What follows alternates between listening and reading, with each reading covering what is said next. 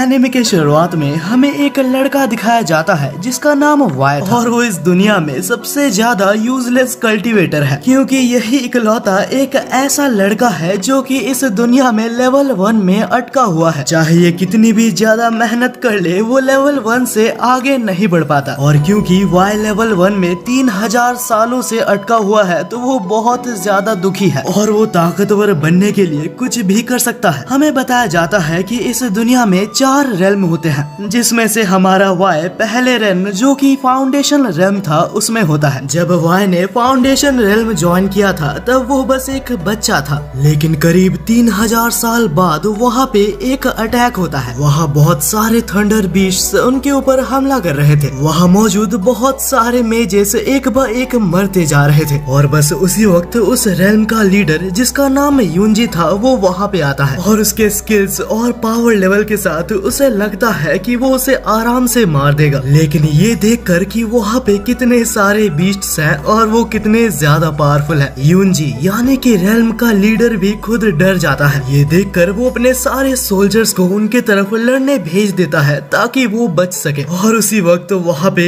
एक पर्सन उस सभी फाइट को देख रहा था, ना जाने क्यों, लेकिन वो उस फाइट को देखकर हंस रहा था। वहीं पे कहीं और हम वाई को देखते हैं जो कि अभी तक अपने टेक्निक्स को मास्टर कर रहा था और वाई अपने पावर्स को रिलीज करता है जो कि इतनी ज्यादा थी कि वो आसमान तक चली जाती है। हालांकि जिस माना को अभी उसने ऊपर भेजा था वो वाटर का फॉर्म लेके उसे ही मार देती है। ये देखकर वाई बहुत ही ज्यादा गुस्सा हो जाता है क्योंकि अभी तक वो लेवल 1 से ऊपर नहीं बढ़ पाया। तभी वाई को बाहर से कुछ आवाजें आती हैं। वो उसी वक्त बाहर जाके नीचे देखने लगता है। वहीं पे हम यूंजी को देखते हैं जिसे समझ आ जाता है कि अगर उसने वाई को नहीं बुलाया तो वो लोग मारे जाएंगे। तो वो अपने एक सोल्जर को वाई को बुलाने के लिए भेज देता है और हम देखते हैं कि वो सोल्जर उड़ते हुए वाई को बुलाने जाता है। लेकिन तभी यूजिन कहता है कि अरे रुको, उड़ के मत जाओ उसके पास। वाई प्लेग्राउंड में आता है तो वहाँ पे एक सीटी बजती है और सारे थंडर डीमंस वापस आ जाते हैं और यूंजी उस मैन को रिकॉग्नाइज करते हुए कहता है कि तुम तो इस रेल्म के एल्डर हो। हमें दिखाया जाता है कि इस बंदे का नाम फैंग होता है और ये इस रेल्म का सुप्रीम एल्डर है। हमें पता चलता है कि फैंग ने इमॉर्टलिटी हासिल कर ली है और अब वो इतना ताकतवर बन चुका है कि वो बस वाई से लड़ना चाहता है। लेकिन यूजिन कहता है कि वाई अभी बहुत ही बिजी है, वो तुम्हारे साथ नहीं लड़ सकता। तब फैंग उसे गुस्सा दिलाने के लिए ये रिवील करता है कि उसने ही सारे डीमंस को यहाँ पे भेजा था और ये सुन के यूजिन उसके ऊपर अटैक कर देता है। वो कुछ नहीं कर पाता क्योंकि फैंग बहुत ही ताकतवर है और बस उसी वक्त वाई लैंड करता है। वाई को देखते साथ फैंग उसके पास जाके उसे मस्का लगाने लगता है, लेकिन वाई को समझ नहीं आता कि आखिर फैंग उसके साथ क्यों लड़ना चाहता है। फिर भी फैंग को बहुत ही बुरा लगता है क्योंकि फैंग जैसा एक डीमन भी एक अपर रेल्म में पहुंच चुका है, लेकिन वो अभी तक नहीं पहुंच पाया। और ये देखते हुए फैंग उसके बहुत सारे मजाक उड़ाता है, जो सुन के वाई बहुत ही गुस्सा हो जाता है और वो दोनों फाइनली एक डुअल कर लेते हैं। हालांकि वाई के अटैक्स इतने ज्यादा पावरफुल थे कि वो फैंग को बहुत ही दूर भेज देते हैं। इससे हमें इतना पता चल जाता है कि फैंग वाई के लिए कोई मैच नहीं है। यूजिन ये फाइट को देख के बहुत ही ज्यादा टेंशन में था क्योंकि वो दोनों को देखते हैं जो कि गुस्सा होने के बजाय वाई से कहता है, मास्टर वाई, क्या आप मेरे को ट्रेन कर सकते हो? लेकिन वाई रिजेक्ट कर देता है क्योंकि वो अभी तक खुद से उड़ तक नहीं सकता और उसे जिंदा रहने के लिए पिल्स लेने पड़ते हैं। लेकिन फैंग तब कहता है कि मैं जानता हूँ तुम लेवल अप कैसे कर सकते हो। तभी अचानक से वाई फैंग को पकड़ के कहता है कि तुम मेरे साथ चल सकते हो। वाई के रूम में हमें पता चलता है कि एक्चुअली फैंग को सीक्रेट नहीं पता, लेकिन उसे ब्लास्ट रेल्म से किसी ने एक सीक्रेट लेटर दिया था जिसने उसे वाई को देने कहा था। वहीं पे यूंजी बहुत ही ज्यादा गुस्सा है क्योंकि बहुत ज्यादा डिस्ट्रक्शन हो चुका है और इसे ठीक करने के लिए बहुत पैसे लगने वाले हैं। वाई फैंग से कहता है कि तुम्हें सारे पैसे देने पड़ेंगे और वो भी डबल, वरना तुम यहाँ से जिंदा नहीं बचोगे। जो सुनकर फैंग को कुछ समझ नहीं आता कि आखिर उसे इतने पैसे क्यों देने पड़ेंगे, लेकिन आखिर में वाई के कहने पे वो मान जाता है। तब हम देखते हैं कि जो सीक्रेट लेटर वाई के लिए आया था वो लैंग्वेज अलग थी। तो यूंजी उस लेटर को ले जाता है और उसे कन्वर्ट करके सबको बताता है कि उसमें क्या लिखा है। लेकिन उसी समय वहाँ पर हेडीज रेल्म से लिंग नाम का एक पर्सन आ जाता है। देखा जाए तो ये कोई पर्सन नहीं, ये एक घोस्ट है और इसका काम ये है कि वो मरे हुए इंसानों का आत्मा ले जाता है। और जैसे कि हमें पता है कि वाई 3000 सालों से पिल्स खाते हुए आ रहा है ताकि वो जिंदा रह सके। वाई को हर 50 साल में एक पिल खाना पड़ता है ताकि वो जिंदा रह सके, और वो वक्त आ चुका था जबकि उसे एक और पिल खाना पड़ेगा। हेडीज वाई से कहता है कि तुम्हें ये बचपन छोड़ देना चाहिए, तुम इस वक्त लेवल अप नहीं कर सकते, तुम्हें मेरे साथ चलना चाहिए। लेकिन वाई कहता है कि नहीं, मैं ये कर सकता हूँ और मेरे बिना परमिशन के तुम यहाँ पे मत आया करो, कुछ भी हो जाए मैं एक इमॉर्टल रेल्म में जाके ही रहूंगा। ये कहकर वाई उसे बाहर निकाल रहा था, लेकिन उसी वक्त हेडीज वाई की कुछ बेइज्जती कर देता है और हमारे लौंडे को बेइज्जती पसंद नहीं है। तब हेडीज कहता है कि तुम्हें गुस्सा आ रहा है, क्यों ना हम एक बेट लगाए, हम दोनों एक डुएल करते हैं और अगर मैं जीता तो तुम मेरे साथ आओगे। अगले ही सीन में हम वो दोनों को लड़ते हुए देखते हैं जहाँ वाई सारे अटैक से डॉज कर रहा था। वह देखा जाए तो वाई की पिल ऑलरेडी खत्म हो चुकी है और अगर हेडीज चाहता तो वो उसे बिना कहे अपने साथ ले जा सकता था, लेकिन क्योंकि हेडीज और वाई अच्छे दोस्त हैं तो वो उसे एक मौका देता है। लेकिन उससे पहले वाई उसे एक पावर अप पंच से वहाँ से भगा देता है। लेकिन उसके जाते हुए हमें पता लगता है कि वाई के पास अभी बस 10 दिन बचे हैं, अगर उसने एक और पिल ढूंढ के नहीं खाई तो वो मारा जाएगा।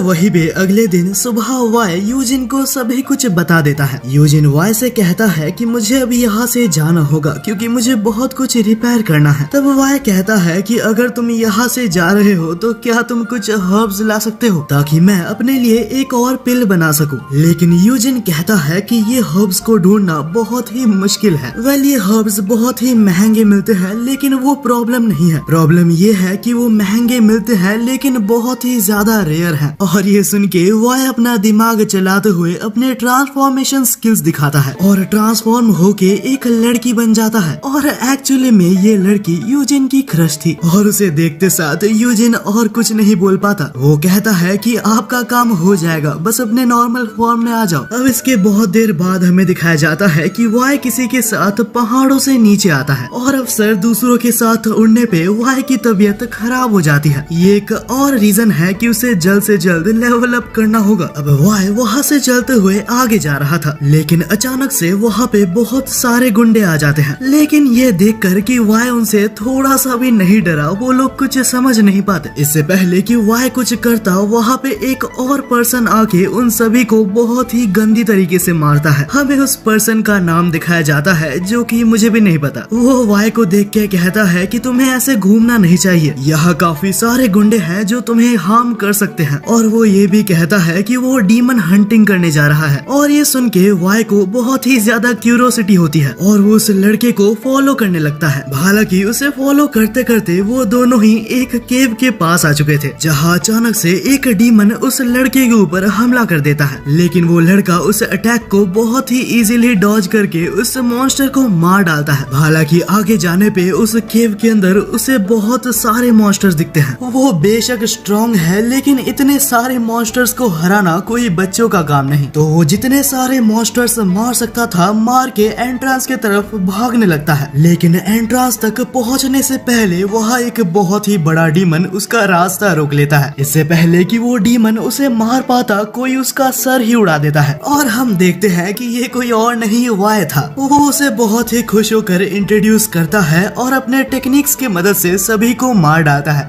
वो लड़का वाई के इस स्वॉर्ड प्ले को देख के बहुत ही इम्प्रेस हो गया था। लेकिन ये चीज वो वाई को नहीं दिखाता क्योंकि वो कल्टीवेटर से गुस्सा है, क्योंकि कल्टीवेटर्स ने कोर्ट ऑफ सेंचुअन किंगडम के साथ कुछ गलत किया था। तो वो लड़का अपना नाम कहता है जो कि टैंग था और वो वाई से कहता है कि क्या तुम मेरे साथ मेरे रेल्म में आ सकते हो, मेरे विलेज के ऊपर हमला हो चुका है और मुझे अपने विलेज को बचाना है। वो ये भी कहता है कि डीमंस को मारने के तुम्हें पैसे और फेम भी मिलेगा। लेकिन वाई कहता है कि मुझे पैसे और फेम नहीं चाहिए, बस बाद में रात को मुझे मोमोज खिला देना। अगले सीन में हम टैंग को देखते हैं जो कि वाई को डिलाइट हाउस में लेके आता है और हमें एक बहुत ही बड़ा सीक्रेट पता चलता है कि टैंग कोई लड़का नहीं एक लड़की है। और पहले केव में वो बहुत ही गुस्सा थी क्योंकि वाई अभी तक नहीं बता पाया कि वो बस एक लड़की है।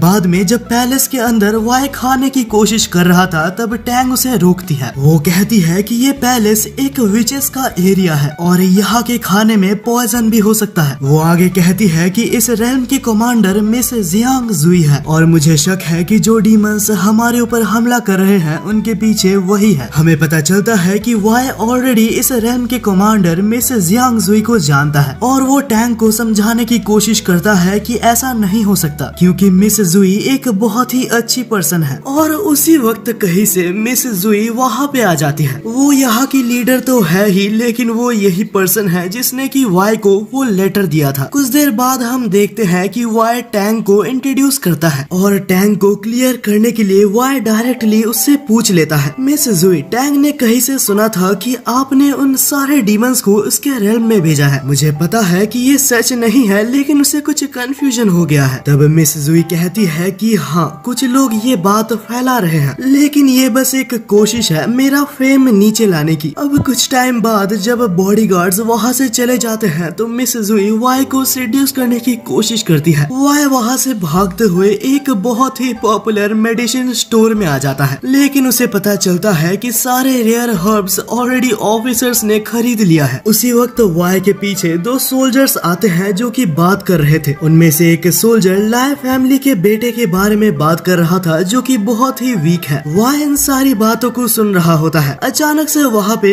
एक छोटा बच्चा आता है जो कि उन सोल्जर से खाना मांगने लगता है और ट्विस्ट ये है कि ये और कोई नहीं वाई था। एक्चुअली इस रेल्म में एक सेरेमनी हेल्ड की जा रही है और क्योंकि ली परिवार का बेटा बहुत ही ज्यादा कमजोर है तो वो इस सेरेमनी में नहीं आ सकता। तो किंग ने ये ऑर्डर दिया है कि वो किसी सिटीजन को लेके आए और यही वजह है कि ये दो सोल्जर्स वाई को ले जाते हैं। वहीं पे अगले सीन में हम इस रेल्म के किंग को देखते हैं जो कि एक सेरेमनी हेल्ड कर रहे थे, जहाँ योंगो नाम का एक मेज किंग से कहता है कि अगर ये सेरेमनी सक्सेसफुल हुई तो कोई भी विश पूरी हो सकती है। किंग ये सेरेमनी इसीलिए रख रहा था क्योंकि उसे मिस जुई से शादी करनी है, लेकिन वहाँ पे अचानक से हमें एक प्लॉट ट्विस्ट देखने को मिलता है क्योंकि टैंग वहाँ पे आती है और हमें पता चलता है कि टैंग कोई और नहीं यहाँ की प्रिंसेस है। टैंग इस वक्त बहुत ही ज्यादा गुस्सा होती है क्योंकि उसे अपने फादर की डिसीजंस बिल्कुल भी पसंद नहीं आते। वहीं पे हम वाई को देखते हैं जो कि ये सब देखते हुए सोचता है कि आखिर ये प्रिंसेस टैंग जैसी क्यों दिख रही है। बस उसी वक्त वहाँ पे एक सोल्जर आता है जो कि वाई के लिए कुछ खाना लाया था। वाई उससे पूछता है कि आखिर मेरे को यहाँ से कब जाना होगा। वो सोल्जर कहता है कि तुम यहाँ ही रहने वाले हो और एक सेरेमनी में तुम्हारा योगदान दिया जाएगा। ये सुनकर वाई सोचता है कि मुझे अभी इनके साथ ही जाना चाहिए ताकि मैं जान पाऊँ कि आखिर यहाँ पे क्या हो रहा है। वहीं पे हम उस किंग को देखते हैं जो कि टैंग की बात तो सुन ही नहीं रहा था। हालांकि वो अपनी बेटी यानी कि टैंग से कहता है कि तुम इससे शादी करने वाली हो। टैंग बहुत ही ज्यादा गुस्सा हो जाती है और कहती है कि ये एक कल्टीवेटर है और मुझे पता है कि इसके इंटेंशंस बिल्कुल भी अच्छे नहीं है। डैड आप कुछ भी कह लो लेकिन मैं इससे शादी नहीं करने वाली। रेल्म का ग्रैंड मास्टर यानी कि सीमा उसे एक रोज देता है, लेकिन टैंग उस रोज को लेके दूर फेंक देती है। हालांकि उस रोज के स्टिंग्स के मदद से उसके हाथ से ब्लड आने लगा था और हम सीमा को देखते हैं जो कि उस ब्लड को कलेक्ट कर लेता है। बस उसी रात को हम वाई को देखते हैं जो कि अपने ट्रू फॉर्म में आके वहाँ से एस्केप कर लेता है। तब वाई वहाँ मौजूद पूरे जगह को छान मारता है और एक ग्रीन पर्ल को ले लेता है और इसके बाद वाई की नजर स्नेक बॉल सॉर्ड की तरफ जाती है, लेकिन जैसे ही वो उसे टच करता है तो उसके ऊपर हमला हो जाता है। लेकिन उससे पहले ही किसी ने वाई को बचा लिया था और ये कोई और नहीं टैंग होता है, आई मीन होती है। तब टैंग वाई से कहती है कि ये सेरेमनी और वो डीमंस कहीं ना कहीं रिलेटेड है। अब यहाँ से आगे जाते हुए वो लोग एक बहुत ही बड़े गेट के सामने पहुँचते हैं। उसके अंदर एक बॉक्स या कह लो एक कबर थी, लेकिन डराने वाली बात ये है कि ये 100 साल पुरानी है। बस उसी वक्त वाई नोटिस करता है कि उस कॉफिन के नीचे कुछ रेड कलर के पैटर्न्स हैं। वाई उन पैटर्न्स को रिकॉग्नाइज करके कहता है कि हमें जल्द से जल्द यहाँ से निकलना चाहिए, लेकिन टैंग नहीं मानती और वो उस कॉफिन को डिस्ट्रॉय करना चाहती थी क्योंकि उसे अपने विलेज को बचाना है। उसी वक्त वाई कहता है कि अगर मैं गलत हूँ तो मुझे माफ करना, लेकिन क्या तुम इस किंगडम की प्रिंसेस हो? टैंग ये बात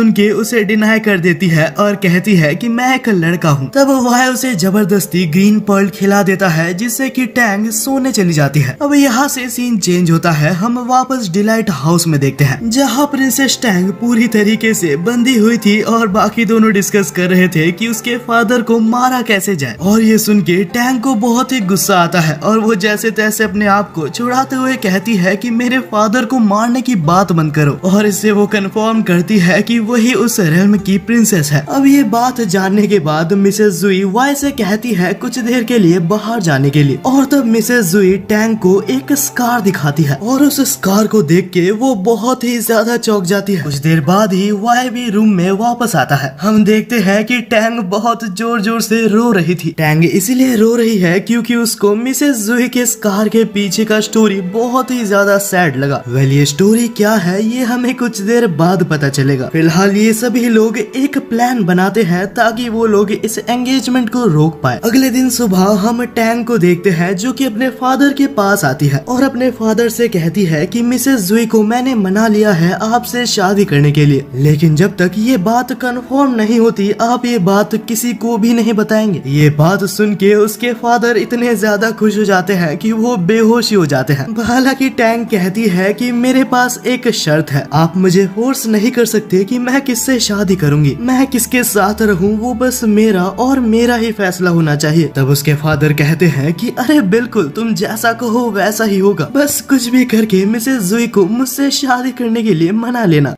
इसके अगले सीन में हम मिसेस जुई को देखते हैं जो कि फाइनली इस कैसल में आ गई होती है क्योंकि कल सेरेमनी है तो वो दोनों ही प्रिपेयर हो रहे थे। तभी टैंग फिर से मिसेस जुई की वही स्कार को देखती है और तब फाइनली हमें पता चलता है कि पिछली रात उसने क्या स्टोरी बताई थी। मिसेस जुई बताती है कि मेरी मदर एक ह्यूमन है, हालांकि मेरे फादर एक डीमन है। हजारों साल पहले की बात है, ह्यूमंस और डीमंस के अंदर एक बहुत ही खतरनाक फाइट हुई थी और उस वक्त का करेंट डीमन लॉर्ड एक वॉरियर था और ह्यूमंस को बेरहमी के साथ मारने के बाद डीमन लॉर्ड ने मिसेस जुई के मदर के साथ बहुत ही गंदा हरकत किया और इसी की वजह से मिसेस जुई पैदा हो गई। लेकिन उसके कुछ देर बाद ही वो डीमन लॉर्ड मिसेस जुई और उसके मदर के ऊपर हमला करके उसे मार देता है। हालांकि उसके मदर ने अपना सैक्रिफाइस करके मिसेस जुई को कुछ भी करके बचा लिया था। मिसेस जुई जिंदा है इस बारे में डीमन लॉर्ड को कोई भी भनक नहीं था और क्योंकि मिसेस जुई के अंदर अब डीमन की भी पावर मौजूद है तो डीमन लॉर्ड कुछ भी करके उसे मारना चाहता है। वो ये भी कहती है कि तुम्हारे रेल्म के ऊपर जिन डीमंस ने हमला किया था वो प्रोबेबली मेरे फादर ने ही करवाया है और इसमें मेरा नाम डाल दिया गया ताकि मुझे डीमन रेल्म में वापस भेज दिया जाए। अब यहाँ से सीन चेंज होता है और हम सेरेमनी में देखते हैं जहाँ बहुत सारे बच्चों को सैक्रिफाइस के लिए एक लाइन में लगा दिया गया है और उन बच्चों में से ही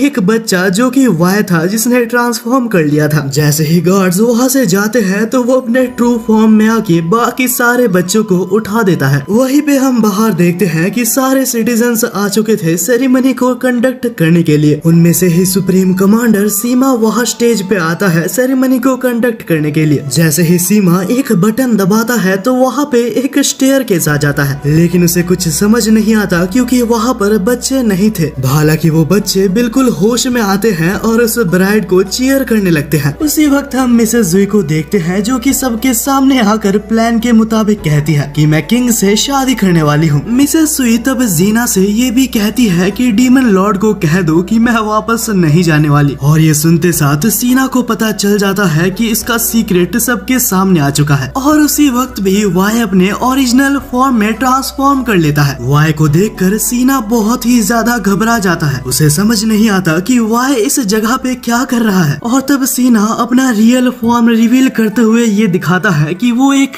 ट्री डीमन है। ट्री डीमन यहाँ पर बस इसलिए आया है ताकि वो मिसेस जुई को यहाँ से ले जा सके, लेकिन उसका एक अल्टीरियर मोटिव भी है। वो वाई को मारना चाहता है क्योंकि बहुत साल पहले की फाइट में वाई ने उसके मदर को मार दिया था और तब ट्री डीमन वाई को अंडर एस्टिमेट करते हुए कहता है कि आखिर वाई कौन ही होगा, ये तो बस एक रिफाइन रेल्म का स्टूडेंट है और ये तो अभी तक लेवल 1 में ही अटका है। ये सुनकर वाई वाई को बहुत बुरा लगता है और वो कहता है कि शायद तुम रिफाइन रेल्म को बहुत नीचे समझते हो, मैं तुम्हें दिखाऊंगा कि रिफाइन रेल्म की क्या पावर है। ये कहते हुए उन दोनों की फाइट कंटिन्यू होती है और वाई उस मॉन्स्टर के चेयर्स बना देता है। रिफाइनिंग मैजिक का यूज करते हुए वो उस ट्री डीमन के बहुत अलग अलग फर्नीचर्स बना रहा था। हालांकि वाई ने उसे बहुत बुरी तरीके से हरा दिया था, लेकिन ट्री डीमन कहता है कि तुम कुछ भी कर लो, तुम ब्लड थर्स्ट डीमन को नहीं हरा सकते। तभी हम देखते हैं कि वहाँ से एक blood thirst demon art activate हो चुका था और ट्री डीमन ने इस आर्ट को एक्टिवेट प्रिंसेस के ब्लड की मदद से ही किया है और ये टेस्ट कंफर्म करती है कि मिसेस जुई ने डीमन ब्लड इनहेरिट किया है। डीमन आर्ट एक्टिवेट होते साथ वहाँ सारे पर्सन्स की ब्लड उसके अंदर जा रही थी। अगर ऐसा ही चलता रहा तो वहाँ पर कोई भी इंसान जिंदा नहीं बचेगा और इस चीज को बस एक ही पर्सन रोक सकता है और वो प्रिंसेस है। लेकिन ये प्रोसेस इतना खतरनाक है कि इस प्रोसेस के बीच में प्रिंसेस मारी जा सकती है। बिना टाइम वेस्ट करते हुए टैंग उस जगह पे कूद जाती है ताकि वो इस एरे को बंद कर सके। जैसे ही वो नीचे जाती है तो वो अपने सामने अपने ग्रैंडफादर को देखती है। पहले तो उसे कुछ भी समझ नहीं आता, लेकिन वो धीरे धीरे समझ जाती है कि ये सब उसके ग्रैंडफादर ने किया है। तब टैंग इस एरे को बंद करने के लिए एक नाइफ से अपना हाथ काट के ब्लड से इस एरे को बंद करने लगती है, लेकिन ये बुढ़ा इसको ऐसा करने कहा देता। वो एक मैजिक से टैंग के पूरे एनर्जी को एब्सॉर्ब करने लगता है। ये मैजिक इतना खतरनाक था कि इसको वाई भी सेंस कर पा रहा था और वो टैंग को बचाने के लिए बिना टाइम वेस्ट करते हुए वहाँ पे कूद जाता है। लेकिन इतने देर में बहुत ही लेट हो चुका था क्योंकि ओल्ड मैन को टैंग से पूरी डीमन ब्लड मिल चुकी थी। यहाँ तक ओल्ड मैन के अंदर डीमन पावर्स भी एक्टिवेट हो चुकी है। उसी वक्त वहाँ पे वाई आता है और टैंग को संभालता है। तब टैंग वाई से कहती है कि उसे खत्म कर दो। वाई कहता है कि बिल्कुल तुम जैसा कहोगी मैं वैसा ही करूंगा। टैंग अपना स्वॉर्ड ओल्ड मैन की तरफ फेंकता है, लेकिन वो उसे बहुत ही इजीली डिफ्लेक्ट कर देता है और वाई के उस नाइफ को देख के वो समझ जाता है कि वाई एक रिफाइनड रेल्म से है और ये सोच के वो वाई को अंडर एस्टिमेट करता है। लेकिन तभी वाई उसे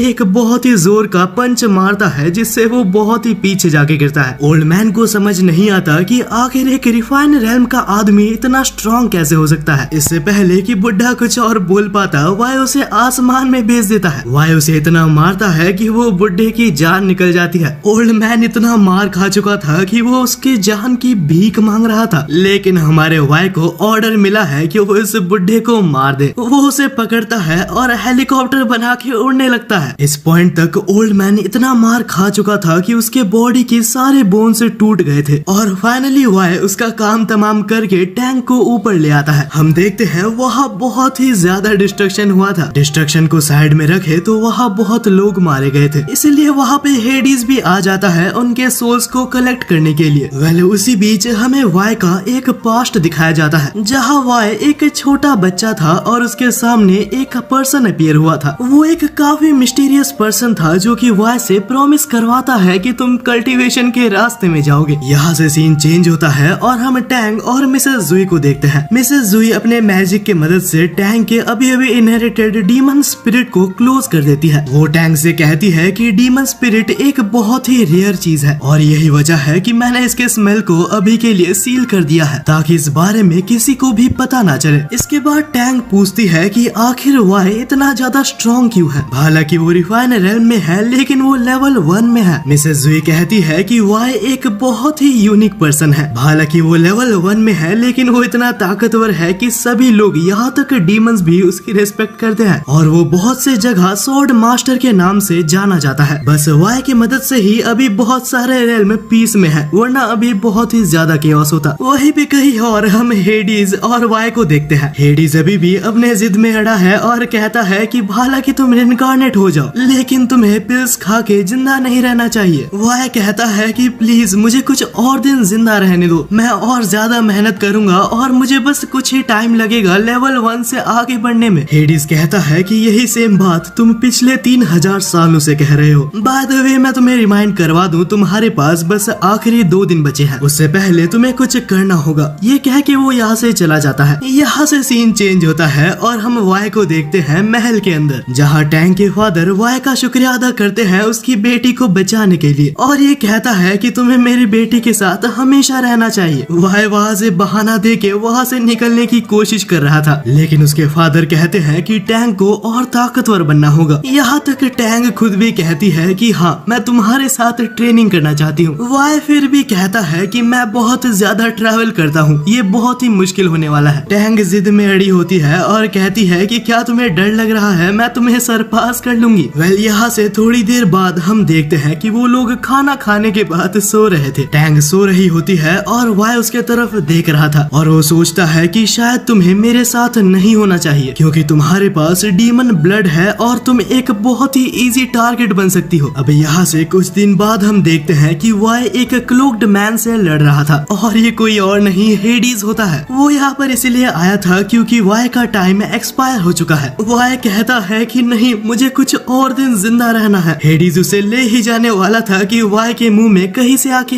एक पिल गिरता है और इस पिल ने वाई के लाइफ में 4 years 365 डेज और ऐड कर दिए थे। ये देखकर हेडीज वहाँ से चला जाता है। ये पिल किसी और ने नहीं मिसेस जुई ने दिया था और उसे थैंक्स कहने की जगह वाई कहता है कि ये कैंडी काफी कड़वा था। ये सुनकर मिसेस जुई थोड़ा सा अपसेट हो जाती है लेकिन वाई टॉपिक चेंज करते हुए कहता है कि तुमने जो लेटर दिया था वो शायद ट्रांसलेट हो चुका है। बाद में हम मिसेस जुई और हेडीज के कन्वर्सेशन को भी देखते हैं। हेडीज पूछता है कि आखिर तुम हमेशा वाई की मदद क्यों करती हो। जुई कहती है कि ऐसा नहीं है, वाई ने भी मेरी बहुत बार मदद की है। वही अगली सुबह हम देखते हैं कि टैंग युनजी के पास आके उससे एक विनती करती है। वो युनजी से कहती है कि प्लीज वाई को कहो कि वो मुझे ट्रेन करे, लेकिन युनजी कहता है कि ये सब डिसीजंस मैं नहीं लेता। टैंग उसके सामने झुकती है और कहती है कि प्लीज मुझे मेरे रेल्म को प्रोटेक्ट करना है और बस वाई है जो कि मुझे कुछ सिखा सकता है। अब इतने रिक्वेस्ट के बाद युनजी फाइनली मान जाता है लेकिन वो कहता है कि मैं कोई गारंटी नहीं दे सकता क्योंकि वाई हम सबसे बहुत दूर एक अलग जगह पे रहता है और जब वो ट्रेनिंग करता है तो वो किसी के इंटरफेरेंस को बिल्कुल भी बर्दाश्त नहीं करता। और अभी फिलहाल में हमारे रेल्म के ऊपर बहुत सारे अटैक्स हुए थे और उसके डैमेज को रिपेयर करने में हमारे पास और पैसे नहीं बचे। ये भी एक प्रॉब्लम है क्योंकि वाई इस रेल्म का ग्रैंड मास्टर है और उसके पास खाली हाथ जाना बिल्कुल भी अच्छा नहीं लगता। उसी वक्त टैंग कहती है कि कोई बात नहीं, मैं तुम्हें 10,000 सिल्वर कॉइन्स दूंगी क्योंकि टैंग एक प्रिंसेस होती है तो उसके पास पैसों की कमी नहीं होती। यूजिन भी बहुत ज्यादा खुश हो जाता है और कहता है कि कल हम वाई के पास चलेंगे। अगले दिन सुबह हम देखते हैं कि यूजिन, टैंग और बहुत सारे एल्डर्स वाई के पास पहुंच जाते हैं। वाई इतने सारे पर्सन को देख के समझ नहीं पाता कि यहाँ पे क्या चल रहा है। सारे एल्डर्स कहते हैं कि हमने तुम्हारे लिए कुछ कुछ गिफ्ट्स लाए हैं, लेकिन ये सब देख के वाई को बहुत ही ज्यादा गुस्सा आ रहा था। वो सारे एल्डर्स को यहाँ से जाने के लिए कहता है और टैंग को उनके साथ देख के वो समझ जाता है कि यूजिन ने टैंग से पैसे लिए हैं। वाई कहता है कि मैंने तुम्हें जो ट्रांसलेट करने कहा था तुमने वो ट्रांसलेट किया या नहीं। यूजिन कहता है कि बस थोड़ा सा ही ट्रांसलेट हो पाया है। जैसे ही वाई उस स्क्रिप्चर को देखने लगता है तो यूजिन वहाँ से चुपचाप रफा दफा हो जाता है। उसने टैंग को यहीं पे छोड़ दिया था ताकि वो उससे बात कर सके। ये यूजिन अगर मेरे को फिर से मिल गया तो मैं इसे छोड़ूंगा नहीं। बाद में हम देखते हैं कि रात भी हो चुकी थी लेकिन अभी भी टैंग यहीं पे थी। हमारा वाई उस स्क्रिप्चर्स को बहुत पढ़ने की कोशिश कर रहा था लेकिन उसे आधा अधूरा समझ आ रहा था। टैंग तब वाई के पास जाती है और उसे पढ़ने की कोशिश करती है। हम देखते हैं कि टैंग को वो स्क्रिप्चर पूरी तरीके से समझ आ रहा था। वाई ये देख के पूरी तरीके से चौंक जाता है कि आखिर उसे ये लैंग्वेज कैसे पता है। टैंग कहती है कि बचपन से ही मेरे लाइब्रेरी में बहुत सारे ऐसे स्क्रिप्चर्स पढ़े हुए हैं। इस लैंग्वेज के स्क्रिप्चर्स मैंने बचपन में ही पढ़ना सीख लिया था। और इसके बाद ही टैंग उस पूरे स्क्रिप्चर को पढ़ता है और बताता है कि ये इनकम्प्लीट है, इसके अंदर जो भी लिखा है वो पूरी तरीके से नहीं बताया गया। अगली सुबह हम देखते हैं कि वाई के पास जितने भी स्क्रिप्चर्स थे वो सारे टैंग के पास ले आता है। टैंग उन सारे स्क्रिप्चर्स को बहुत ही टाइम लगा के पढ़ती है लेकिन तब वो एक प्लान बनाती है। वो वाई को कहती है कि मैं तुम्हें इस इंफॉर्मेशन के बारे में तभी बताऊंगी अगर तुम मेरे को अपना डिसाइपल बना लो। वाई के पास अब कोई और चारा नहीं होता और उसे ये इंफॉर्मेशन जानना था तो वाई मान जाता है और टैंग को अपना डिसाइपल बना लेता है। अब इनके बीच में ये डील होने के बाद ही अगले टाइम से टैंग पूरी टाइम अपने आप को ट्रांसलेशन करने में ही लगा देती है। लेकिन हमारा वाई इतना ज्यादा बेसब्र होता है कि वो हर 5 मिनट में उसके पास आके पूछते रहता है कि क्या ट्रांसलेशन हो गया। टैंग को ये देख के इतना गुस्सा आता है कि वो वाई के ऊपर चिल्ला देती है। वाई भी बेचारा चुपचाप बाहर आके बैठ जाता है और कहता है कि इस दुनिया में मेरा कोई नहीं है। वो टैंग को थोड़ा सा टाइम देता है ताकि वो ट्रांसलेट कर पाए। जैसे ही टैंग का टाइम कंप्लीट होता है तो वाई अंदर दौड़ते हुए जाता है और बहुत ही खुश था। हालांकि स्क्रिप्चर को देख के उसे टैंक की हैंडराइटिंग समझ नहीं आती, तो टैंक एक्सप्लेन करती है कि इसमें एक पर्सन के बारे में लिखा है जो कि लाइफ और डेथ से फ्री है। इस पर्सन का नाम यहाँ पे लैंड इमॉर्टल बताया गया है। वाई को लैंड इमॉर्टल के बारे में जानने में कोई भी दिलचस्पी नहीं थी। उसे तो ये जानना था कि आखिर वो लेवल अप कैसे कर सकता है। उसे लगता है कि मिस जुई ने जरूर कुछ गड़बड़ की होगी या फिर उनके पास पूरा लेटर नहीं होगा। तब वाई डिसाइड करता है कि वो खुद जाएगा और इस लेटर का पता करेगा। वाई टैंक से कहता है कि तुम्हारा ट्रेनिंग भी जल्दी चालू हो जाएगा। कुछ देर बाद हम देखते हैं कि हुआंग वहाँ पे आता है। हुआंग वाई को एक लड़की और ऊपर से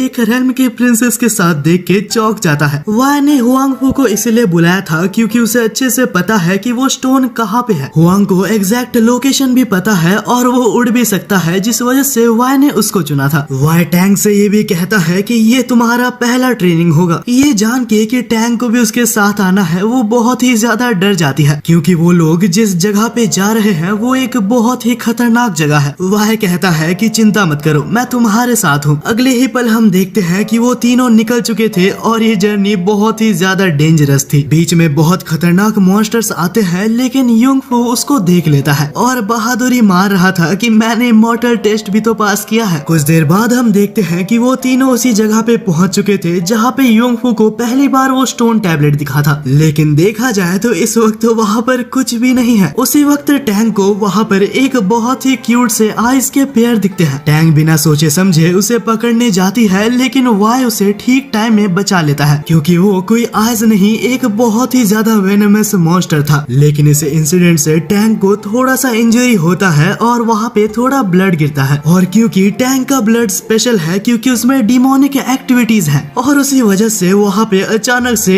एक स्टोन टैबलेट अपीयर हो जाता है। युंग फू कहता है कि ये वही टैबलेट है जो मुझे इससे पहले मिला था, लेकिन इस बार इस टैबलेट का साइज बहुत ही बड़ा है। जैसे ही उस स्टोन में स्क्रिप्चर्स आते हैं तो वाई टैंक से कहता है कि इसे ट्रांसलेट करो। वाई उसे ट्रांसलेट कर ही रही थी कि जैसे ही वो स्टोन को पकड़ती है तो वहाँ एक बहुत ही बड़ा अर्थक्वेक आ जाता है। जैसे ही अर्थक्वेक खत्म होता है तो उस जमीन के अंदर से एक सिटी निकल आती है। वेल ये देख के वाई को और बाकी सभी को कुछ समझ नहीं आता। बिना टाइम वेस्ट करते हुए वो लोग उस सिटी के अंदर चले जाते हैं। लेकिन सिटी के अंदर एंटर करते साथ तो वहाँ का माहौल बहुत ही ज्यादा अजीब था, मानो कोई कंटिन्यूअसली उन तीनों को देख रहा था। टैंक को तो इतना ज्यादा डर लगता है कि वो हुआंग फू के ऊपर चढ़ जाती है। तब टैंक कहती है कि मैंने उस स्क्रिप्चर में पढ़ा था कि लैंड इमॉर्टल के पास बहुत सारे स्किल्स हैं, लेकिन टैंक ने वाई के लेवल अप के बारे में वहाँ पे कुछ भी नहीं देखा। वो लोग जैसे ही थोड़ा और आगे जाते हैं तो वहाँ का माहौल पूरी तरीके से बदल जाता है। अचानक से वहाँ पे एक बेल बजता है और हुआंग फू नोटिस करता है कि हम सभी की स्पिरिचुअल पावर ली जा रही है। इससे पहले कि वाई टैंक को रोक पाता वो नोटिस करता है कि टैंक बहुत ही आगे चली गई है और क्योंकि टैंक का स्पिरिचुअल लेवल बहुत कम है तो वो उस बेल के साउंड से अट्रैक्ट हो रही थी। वाई टैंक को बुलाता है लेकिन टैंक नहीं सुनती। तब वाई अपना स्वॉर्ड निकालता है और उस स्वॉर्ड से बेल के स्वॉर्ड को रिवर्स करता है। ये करते साथ ही टैंक होश में आ जाती है और वो तीनों वहाँ से निकल जाते हैं। बाद में वाई युंग फू से कहता है कि टैंक को लेके यहाँ से निकल जाओ और वाई उस स्क्रिप्चर के पास वापस चले जाता है ताकि बाकी लिखे चीजों को वो कॉपी कर पाए। लेकिन जैसे जैसे वाई उस स्क्रिप्चर के चीजों को कॉपी कर रहा था तो वो स्क्रिप्चर खुद ब खुद ढसे जा रही थी। हालांकि उस स्क्रिप्चर के कम्प्लीटली गायब होने से पहले वाई सब कुछ लिख लेता है। लेकिन बुरी खबर ये है कि टैंक की ज्यादातर स्पिरिचुअल एनर्जी ऑलरेडी जा चुकी है और हम ये भी देखते हैं कि वो लोग जब वहाँ से जा रहे थे तो वहाँ पे एक स्पेल एक्टिवेट हुई थी। यहाँ से सीन बदलता है और हम वापस वाई के घर में देखते हैं जहाँ टैंक इस वक्त रिकवर हो रही थी क्योंकि वाई ने अपने कुछ स्पिरिचुअल एनर्जी उसे लैंड की थी। वो कहता है कि टैंक को थोड़ा टाइम देने पे वो खुद ब खुद रिकवर हो जाएगी। वाई यूनजी को वो स्क्रिप्चर भी देता है और कहता है कि इसे जल्द से जल्द ट्रांसलेट करवाओ। वहीं पे हम देखते हैं कि जो मैजिकल सर्कल जनरेट हुआ था वहाँ से एक ऑर्ब निकलता है और वो ऑर्ब उड़ते हुए एक पिंक ट्री के पास जाके गिरता है। कुछ ही देर बाद हम वहाँ पे दो पर्सन को देखते हैं जो कि सामने देख के चौंक गए थे क्योंकि जहाँ पे वो ऑर्ब गिरा था वहाँ पे इस वक्त एक कैसल बन चुका है और उस कैसल के अंदर हमें एक मिस्टीरियस पर्सन दिखाया जाता है और उसकी आईज रेड ग्लो कर रही थी। वहीं पे हम वाई और टैंक को देखते हैं जहाँ टैंक रिकवर हो चुकी है और वाई टैंक को ट्रेन कर रहा होता है अपनी स्पिरिचुअल एनर्जी एनर्जी कंट्रोल करने के लिए। पहले वाई अपनी स्पिरिचुअल एनर्जी को कंट्रोल करके टैंग को दिखाता है, जिससे वहाँ मौजूद वाटरफॉल टैंग के कहने पे मूव कर रही थी। वाई टैंग से कहता है कि चिंता मत करो, तुम भी एक दिन ये सीख जाओगी। यहाँ तक मेरे जैसे एक टैलेंटेड पर्सन को भी ये सीखने में 3 दिन लगे थे। हालांकि ये देख के वो चौंक जाता है कि टैंग अपने पहले ही ट्राई में उसको कंट्रोल कर पा रही थी। कंट्रोल करना तो दूर की बात है, टैंग अपने वाटर को अलग अलग फॉर्म्स में भी बना सकती है।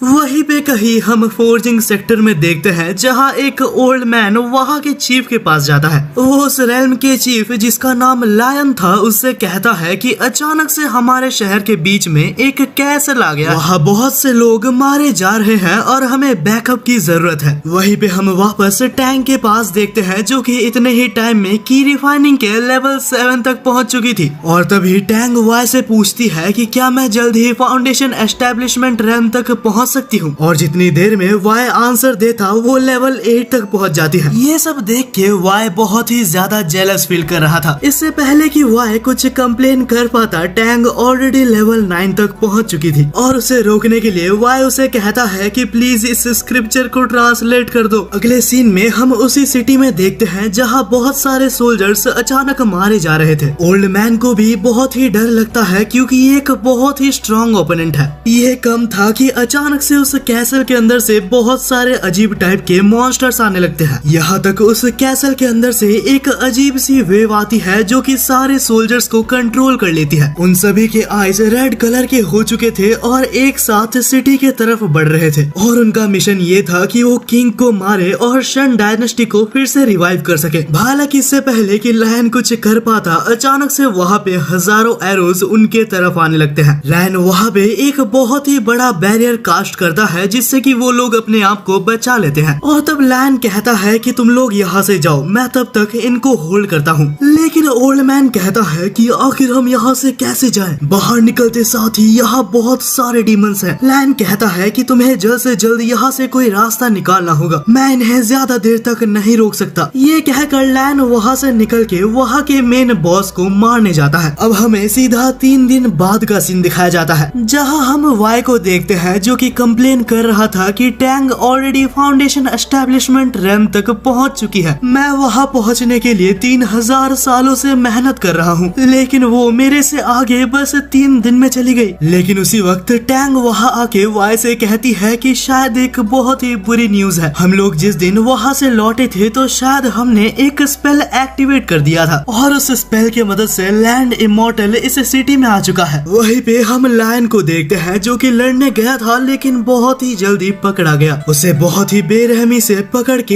एक घोस्ट बना दिया जाता है। हम देखते हैं कि टैंग और वाई वहां से नीचे उतरते हैं और सारे रेल्म्स के चीफ से मिलने जाते हैं। सभी रेल्म के चीफ कहते हैं कि हमारे भी रेल्म से बहुत सारे सोल्जर्स गायब होते जा रहे हैं। वाई सबकी बातें सुनता है और कहता है कि हमारा सिटी प्लेस चेंज करते रहता है, फिर भी अगर कोई ओपोनेंट हमारे सारे सिटीज को हमला कर सकता है तो वो बहुत ही पावरफुल है। वहीं पे हम लायन के बड़े भाई को देखते हैं, जो कि अपने रेल्म का ग्रैंड मास्टर है। वो वाई से रिक्वेस्ट करता है कि प्लीज मेरे छोटे भाई लायन को बचा लो। मैं सेंस कर सकता हूँ कि वो इस वक्त बहुत ही ज्यादा डेंजर में है। थोड़ी देर बाद हम देखते हैं कि वाई और टैंग ये मिलके उस लोकेशन को निकालते हैं, जहाँ लैंड इमॉर्टल इस वक्त मौजूद है। अगले सीन में हम सभी को देखते हैं कि वो लोग उस सिटी के पास पहुँच चुके थे, जहाँ वो कैसल था, और उन सभी में से वाई अकेले उस कैसल के अंदर जा रहा होता है। लियान को बहुत ज्यादा फिक्र होती है कि वाई सही होगा या नहीं। अरे लियान चिंता मत करो, वाई एक बहुत ही पावरफुल आदमी है, यहाँ तक वो मेरे को भी हर बार हरा देता है। वो बात अलग है कि मैं उसे जीतने देता हूँ। वहाँ मौजूद लड़कियाँ कहती है कि तुम बहुत ज्यादा झूठ बोलते हो, तुम आज तक वाई से इतनी बार लड़ चुके हो, लेकिन एक बार भी नहीं जीत पाए। वहाँ एक रेड हेयर वुमेन, जो कि डीमन सेक्ट की लेफ्टिनेंट थी, वो कहती है कि तुमने आज तक मुझे वाई से क्यों नहीं मिलवाया? अगर वो सच में इतना ज्यादा स्ट्रॉन्ग है तो मुझे उसे पहले मिलना चाहिए था। ये कहकर वो दौड़ के टैंक के पास जाती है और कहती है कि प्लीज मुझे भी अपना डिसाइपल बना लो। उसके कहने का ये मतलब था कि वो भी वाई की एक डिसाइपल बनना चाहती है, लेकिन टैंक कहती है कि तुम तो डीमन रेल्म से हो, मुझे नहीं लगता कि वाई तुम्हें अपना डिसाइपल बनाएगा। उसी वक्त वहाँ पे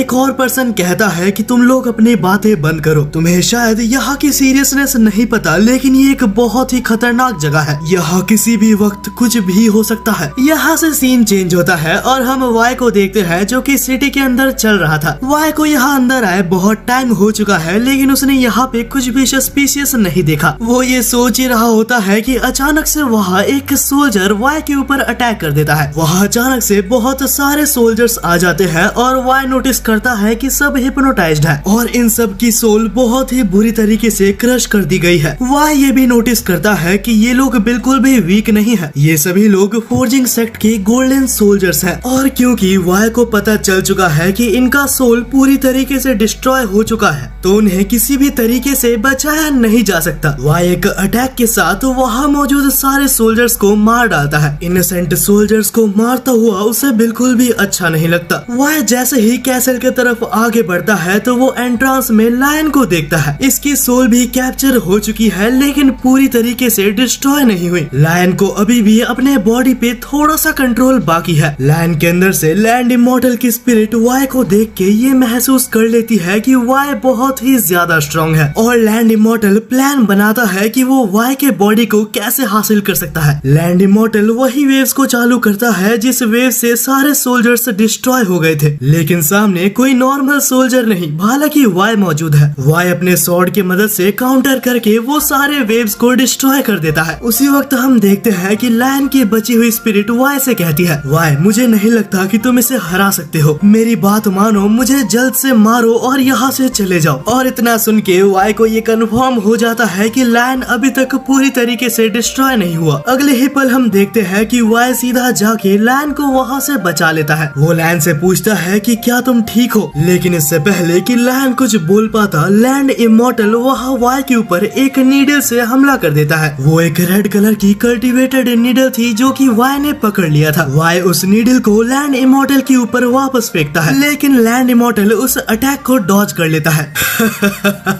मुझे नहीं लगा था इतने सालों बाद भी मॉडल वर्ल्ड में तुम्हारे जैसा कोई स्ट्रॉन्ग पर्सन होगा जो कि इतना पावरफुल हो कि वो मुझसे लड़ पाए। ये कहकर लैंड इमॉर्टल वाई के ऊपर एक खतरनाक हमला करता है, लेकिन वाई उस अटैक को डिफ्लेक्ट करके वापस लैंड इमॉर्टल के ऊपर भेज देता है और वो अटैक लैंड इमॉर्टल को लग भी जाती है। ओह, मुझे नहीं लगा था कि तुम इतने पावरफुल होगे। मुझे एक बात बताओ, एक रिफाइन रेल्म का पर्सन इतना ज्यादा स्ट्रॉन्ग कैसे हो सकता है? छोड़ो, जाने दो, वैसे भी आज के बाद तुम यहाँ से नहीं बचने वाले। बस वेट करो, एक बार मेरी डायनेस्टी रिवाइव हो जाए तो उसके बाद तुम भी कुछ नहीं। ये कहकर लैंड इमॉर्टल वहाँ एक मैजिक करके वहाँ से वैनिश हो जाता है, लेकिन उसके गायब होने से पहले वाई ने अपना स्वॉर्ड वहाँ पे पिन कर दिया था। थोड़ी देर बाद हम देखते हैं कि वाई वापस सभी के पास आ जाता है, लेकिन इससे पहले कि कोई कुछ सवाल कर पाता, टैंग उसके पास जाके वाई को एक जोर का थप्पड़ मारती है, जो देखकर वहाँ सभी लोग बहुत ही ज्यादा हैरान हो जाते हैं। तब टैंग कहती है कि चिंता मत करो, मैंने ये जानबूझ के किया है, वरना हमें कैसे पता चलता कि वाई अपने कंट्रोल में है। तब वाई लियोन से कहता है कि मैं तुम्हारे छोटे भाई को आज नहीं बचा पाया, लेकिन चिंता मत करो, वो अभी तक अपने कॉन्शियसनेस में है। वाई के मुंह से ये सुनने के बाद लियोन को चैन की सांस आती है। यहाँ से सीन चेंज होता है और हम लायन को देखते हैं जो कि बंधा हुआ था। लायन बार बार लैंड इमॉर्टल से कहता है कि मुझे जाने दो, लेकिन लैंड इमॉर्टल कहता है कि अगर तुम चले गए तो वाई मेरे कब्जे में नहीं आएगा। लैंड इमॉर्टल का प्लान ये होता है कि वो स्ट्रॉन्ग मॉर्टल्स को अपने कब्जे में कर सके, लेकिन ये सुन के लायन कहता है कि तुम वाई को कभी भी नहीं हरा सकते। लेकिन ये सुन के लैंड इमॉर्टल बहुत ही ज्यादा गुस्सा हो जाता है और वो अपने नाइफ को सीधा लायन के ऊपर फेंक के मारता है। वहीं पे हम देखते हैं कि उसके बड़े भाई को अचानक से दर्द होने लगता है। वो अपने छोटे भाई लायन का बदला महसूस कर सकता था। हम ये भी देखते हैं कि वो फोर्ज सेक्शन में कुछ बना रहा होता है। यहाँ से सीन चेंज होता है और हम संग लियू को देखते हैं जो कि बीमार होने का एक नाटक कर रहा था। लियान वहाँ आता है और उससे उसका हालचाल पूछता है और लू भी यहाँ नाटक करते हुए कहता है कि मुझे माफ करना, मेरी वजह से तुम्हारा छोटा भाई पकड़ा गया। तभी लियान वहाँ पे टैंग और जिन याओ को बुलाता है। ये दोनों यहाँ लू की ख्याल रखने आए थे और लिन याओ के पास यहाँ पे एक सिरप था जो कि बहुत ही ज्यादा मैजिकल था, जो कि वो जबरदस्ती लू को पिला देती होती है। तभी हम देखते हैं कि लियान वहाँ पे वाई पे बदल जाता है। एक्चुअली ये वाई था जो कि लियान का रूप लेके आया था। वाई को ऑलरेडी पता था कि ये एक फेक लियू है। सिरप को खाने के बाद लियू सब कुछ भूल जाता है और उन सभी का आंसर देने लगता है। वो ये कहता है कि मैं भी लैंड इमॉर्टल के द्वारा कंट्रोल हो रहा हूँ। वाई तब पूछता है कि अगर कोई लैंड इमॉर्टल के द्वारा कब्जे में है तो क्या वो वापस आ सकता है। लुई कहता है कि ये इम्पॉसिबल है। एक बार लैंड इमॉर्टल के द्वारा कंट्रोल होने पे कोई भी वापस नहीं आ सकता। वो ये भी कहता है कि लैंड इमॉर्टल का एक ही मकसद है, यहाँ के प्रिंस को मारना और चेंग डायनेस्टी को रिवाइव करना। एक बार अगर चेंग डायनेस्टी रिवाइव हो जाती है तो बहुत बड़ी मुसीबत आने वाली है। यहाँ से सीन चेंज होता है और हम लैंड इमॉर्टल को देखते हैं जिसके पास एक स्कल था। ये स्कल किसी और की नहीं, विजडम डायनेस्टी की किंग की स्कल होती है। वो स्कल अभी तक जिंदा थी क्योंकि लैंड इमॉर्टल को उससे कोई काम था। हम देखते हैं कि वो स्कल लैंड इमॉर्टल से कहता है कि तुम बहुत बुरी मौत मरोगे।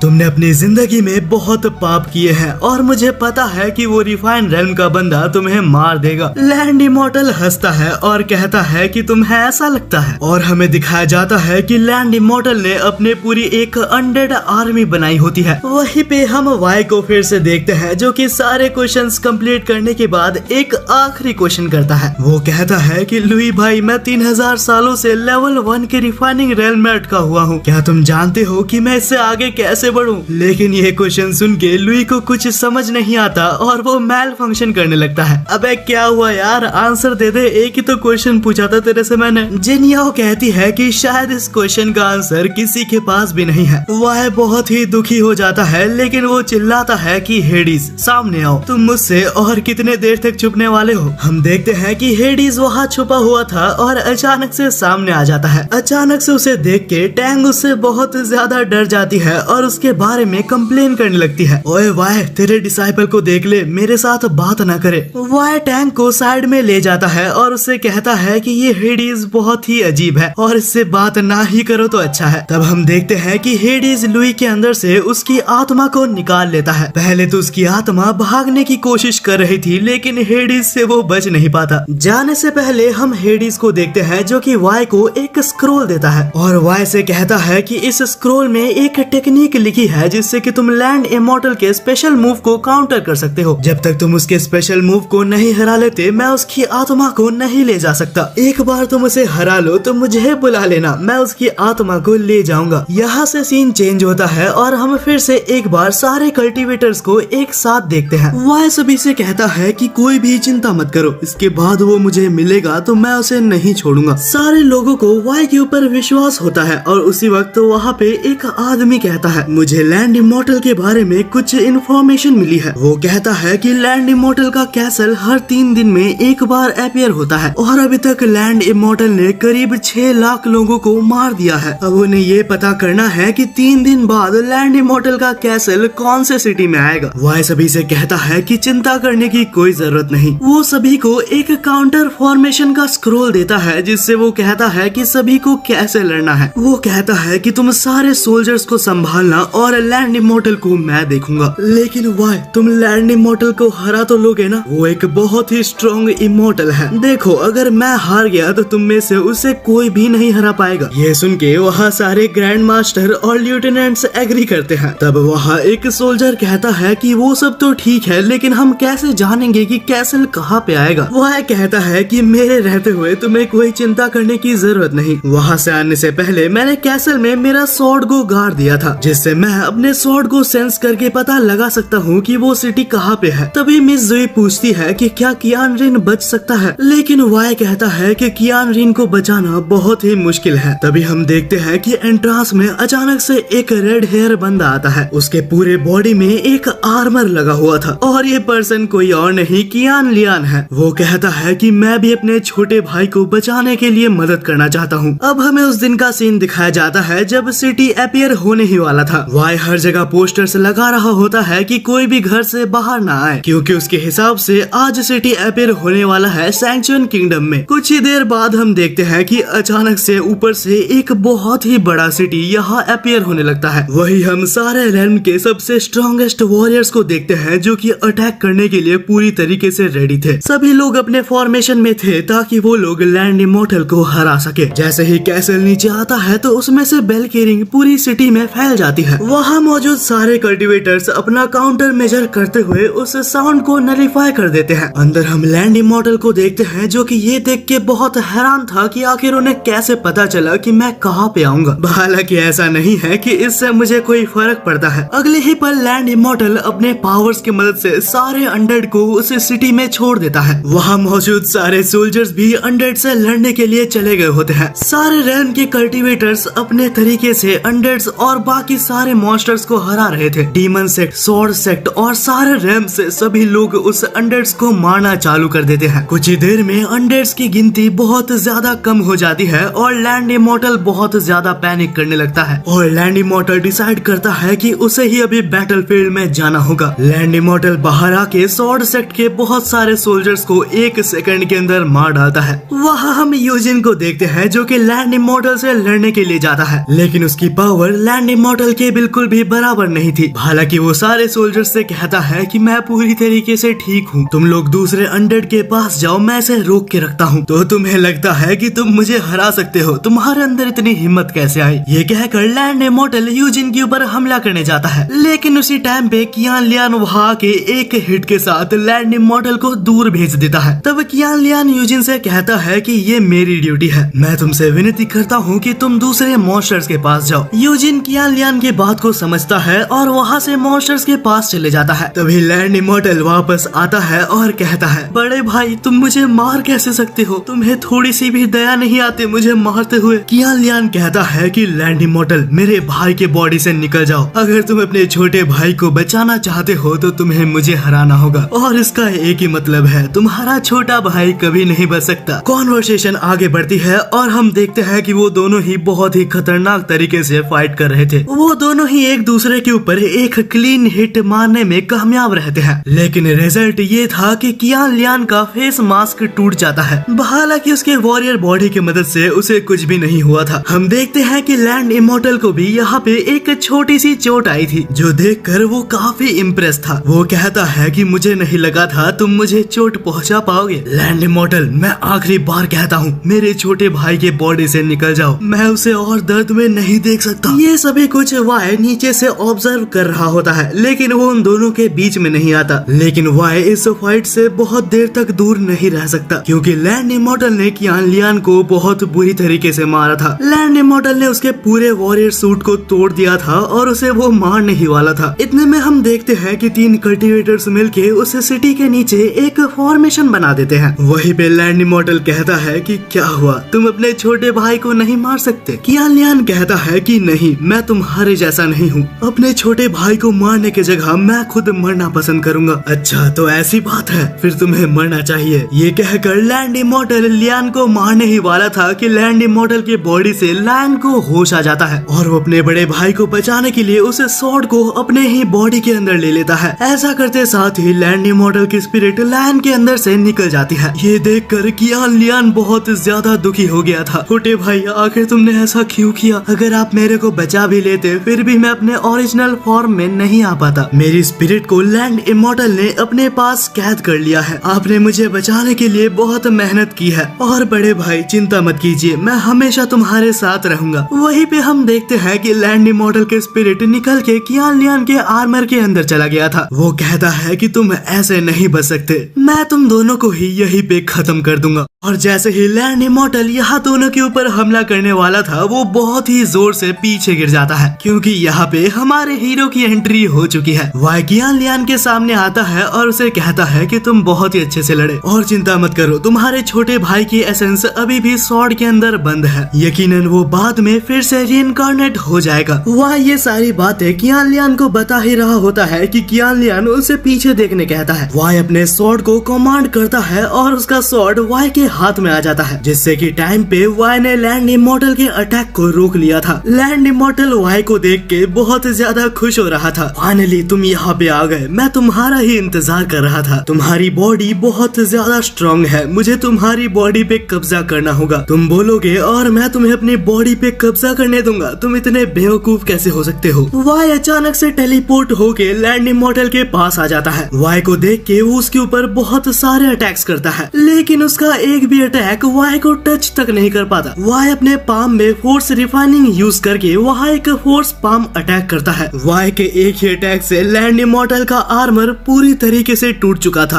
हालांकि लैंड इमॉर्टल उसके पावर को वापस इकट्ठा कर लेता है। हम देखते हैं कि वाई और लैंड इमॉर्टल के बीच में बहुत देर तक फाइट चलती है। लैंड इमॉर्टल ने जितना सोचा था वाई उससे बहुत ज्यादा स्ट्रॉन्ग है, लेकिन लड़ते लड़ते अचानक से वाई की स्वॉर्ड मुड़ के टूट जाती है। वाई बोलता है रुको रुको, ब्रेक चाहिए मुझे। वो जाके लैंड की स्वॉर्ड को पकड़ता है और वापस अपने फाइट को रिज्यूम करता है। हालांकि इतना फाइट करके उसे समझ आ चुका था कि वो आज वाई को नहीं हरा सकता, तो लैंड इमॉर्टल पहली बार की तरह इस सिटी को लेके टेलीपोर्ट होना चाहता था। लेकिन जैसे ही वो टेलीपोर्ट करने जाता है तो वो देखता है कि वहाँ एक काउंटर फॉर्मेशन था। तभी वाई वहाँ पे आता है और कहता है मुझे लगा नहीं था कि तुम इतने बेवकूफ होगे। तुम्हें लगता है कि पहली बार जैसे तुम भागे थे तुम फिर से मेरे से वैसे ही भाग सकते हो। वाई अटैक करके लैंड इमॉर्टल को आसमान में ले जाके वहाँ एक स्वॉर्ड स्ट्राइक से उसे काट डालता है। वो आर्मर पूरी तरीके से टूट चुका था और लैंड इमॉर्टल इस वक्त बाहर आ चुका था। अरे मुझे लगा नहीं था कि मुझे ये दिन देखना पड़ेगा। हालांकि मैं अप्रिशिएट करता हूँ कि तुम बहुत दिमाग लगा के लड़ रहे हो, लेकिन अफसोस तुम मुझे कभी पकड़ नहीं सकते। तब लैंड इमॉर्टल एनर्जी इकट्ठा करने के लिए अपने सारे अंडर्स को खुद ही मार के उनकी एनर्जी ले लेता है और शांगशान सिटी के ऊपर एक पोर्टल बना देता है। उस पोर्टल के साथ साथ वहाँ पे एक विजडम लैंड इमॉर्टल कैसल भी आ चुका था। लैंड इमॉर्टल कहता है कि अगर दम है तो मेरा पीछा करो और मुझे वहाँ तक मार के दिखाओ। अब सारे ग्रैंड मास्टर और कल्टीवेटर्स वहाँ पे थे। वेल आगे किसी को भी समझ नहीं आता कि आखिर उन्हें वहाँ जाना चाहिए या नहीं। वाई यूजिन से कहता है कि चुपचाप वहाँ जाके देखो कि वहाँ क्या हो रहा है, लेकिन यूजिन बहाना बनाने लगता है और कहता है कि मेरा सर दर्द कर रहा है, मुझे माफ करना, मैं नहीं जा पाऊंगा। हालांकि वाई और हम सभी को पता है कि वो कितना बड़ा नाटकबाज है। तभी उनमें से एक सोल्जर जिसका नाम रूफे था वो कहता है कि चिंता मत करो, मैं जाके देख के आता हूँ। रूफे जैसे ही ऊपर जाता है तो वहाँ से एक इलेक्ट्रिक शॉक उसके ऊपर गिरता है। वो शॉक इतना खतरनाक था कि पल भर में ही रूफे पूरी तरीके से बेहोश हो जाता है। वाई उसको पकड़ के नीचे लाता है और कहता है कि इसे हील करने ले जाओ। तभी हम वहाँ पे एक और कल्टीवेटर, या मैं स्पेसिफिक कहूँ तो ये एक मैजिशियन था। वो उस कैसल को पास जाके अच्छे से देखने लगता है और सारे कल्टीवेटर से कहता है कि ये एक बहुत ही रेयर स्पेशल स्किल है। ये विजडम कैसल एक बहुत ही रेयर चीज है जो कि टाइम स्पेस को भी मैनिपुलेट कर सकता है। इस कैसल के अंदर इतनी पावर है कि ये मरे हुए आदमी को भी रीइंकार्नेट कर सकता है। वाई उससे पूछता है कि क्या इसके अंदर जाने का कोई रास्ता नहीं है। वो कहता है कि ये एक बहुत ही रेयर स्किल है और इसके बारे में कुछ भी नहीं पता। वाई कहता है कि हमें कोई रास्ता निकालना होगा। वो 2-4 कल्टीवेटर्स को छोड़ के बाकी सारे कल्टीवेटर्स को अपने होम टाउन जाने कहता है, क्योंकि यहाँ पे बहुत खतरा हो सकता है। और वाई डिसाइड करता है कि वो विजडम कैसल को एक्सप्लोर करेगा। वहीं पे हम लैंड इमॉर्टल को देखते हैं जो बाहर से ये सभी कुछ देख रहा था। वाई बस तुम एक बार अंदर आ जाओ, उसके बाद तुम्हारी बॉडी मेरी होगी। हम देखते हैं कि वाई और टैंग उड़ते हुए हेडीज के पास जाते हैं, क्योंकि शायद हेडीज को पता है कि वो अंदर कैसे जा सकते हैं। हेडीज अपना काम करते हुए सारे घोस्ट्स को हेडीज रेल में भेज रहा था, लेकिन वाई जब उससे क्वेश्चन करता है तो हेडीज कहता है कि मुझे नहीं पता। वाई कहता है कि विजडम कैसल के ऊपर जाते वक्त वहाँ एक थंडरबोल्ट हमारे ऊपर हमला कर रहा है। हालांकि हेडीज चुपचाप कहता है कि तुम्हारे जैसे लो लेवल कल्टीवेटर के ऊपर वो कोई भी असर नहीं करेगा। एक सेकंड, क्या कहा तुमने? अरे नहीं मैंने कुछ नहीं कहा, मैं तो चाह रहा हूँ यहाँ से। वाई और टैंक को हेडीज के कहने का कुछ मतलब समझ नहीं आता। अगले दिन हम मैंशन में देखते हैं जहाँ सारे कल्टीवेटर्स फिर से एक जगह थे और उन सभी ने डिसाइड किया था कि वो सभी एक साथ विजडम कैसल के अंदर जाएंगे।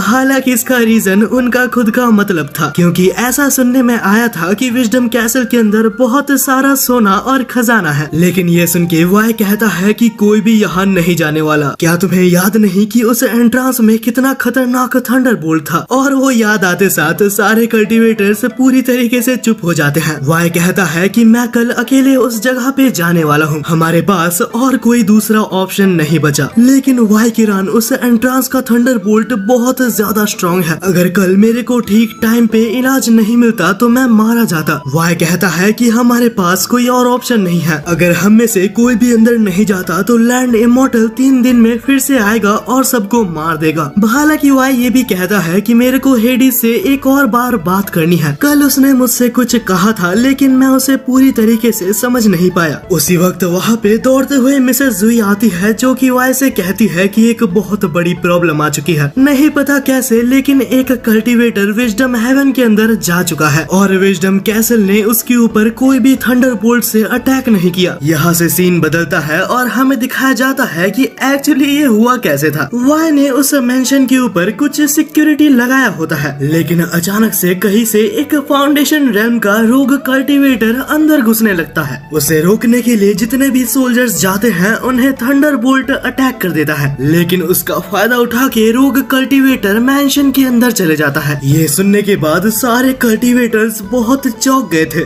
लेकिन इससे वाई को पता चल जाता है कि हेडिस जो कह रहा था वो बिल्कुल सच है। फाउंडेशन लेवल के बंदे वहाँ बिना किसी दिक्कत के आ जा सकते हैं और क्योंकि मैं लेवल 1 में हूँ तो मुझे वहाँ जाने में कोई दिक्कत नहीं आनी चाहिए, और क्योंकि वाई के अलावा कोई भी कल्टीवेटर वाई के साथ नहीं जा सकता तो वो लोग डिसाइड करते हैं कि उनके कुछ डिसाइपल्स जाएंगे। उसी रात हम टैंग और वाई को अकेले में देखते हैं। टैंग वाई से कहती है कि तुम ये तो नहीं सोच रहे कि तुम मुझे छोड़ के जाने वाले हो। वाई कहता है कि तुम्हें ऊपर लेके जाना खतरे से कम नहीं है, तुम्हें और मुझे दोनों को पता है कि तुम्हारी ब्लड से ही ये सिटी अपीयर हुई है। अगर तुम वहाँ चली गई तो ना जाने तुम्हारे साथ क्या हो सकता है, और तुम मेरी एक ही डिसाइपल हो, मैं तुम्हें खतरे में नहीं डाल सकता। टैंग कहती है कि अगर मैं आज ना लड़ी तो आखिर मेरे कल्टीवेशन करने का क्या मतलब हुआ। वाई शायद तुम्हें ध्यान नहीं होगा, लेकिन वो एंशिएंट विजडम कैसल मेरे ही सिटी के ऊपर स्पॉन हुआ है, और मैं अगर अपने ही लोगों को नहीं बचा सकती तो आखिर मेरे जीने का क्या मतलब हुआ। अब टैंग के इतने सारे स्टेटमेंट सुनने के बाद वाई उसे मना नहीं कर पाता। वो कहता है कि मैं तुम्हें आने दूंगा, लेकिन मेरे कुछ शर्तें हैं। वाई टैंग को 3 पेपर्स या कह लो कुछ स्टिक्स देता है और कहता है कि इसके अंदर मेरी एसेंस मौजूद है, अगर तुम कभी भी खतरे में हो तो बस इसको तोड़ देना। वाई उसकी बात मान गया। ये देख के टैंग उससे बहुत ज्यादा इम्प्रेस हो गई थी। इनका बात खत्म हुआ ही था कि वहाँ पे जिनयाओ आके वाई से कहती है कि मैं भी तुम्हारे साथ जाऊंगी। अरे मैं कोई शॉपिंग नहीं जा रहा, मैं यहाँ लड़ने जा रहा हूँ। वाई उसे बहुत समझाने की कोशिश करता है कि तुम्हें मेरे साथ नहीं आना चाहिए, लेकिन वो कहती है कि मैं डीमन सेट से हूँ और मेरे को कोई नहीं रोक सकता। ये क्या बात हुई भाई, अगर ऐसा ही था तो ये पूछने की बात थी। यहाँ से सीन बदलता है और हम लैंड इमॉर्टल को देखते हैं जो कि उस बंदे के ऊपर नजर रख रहा था।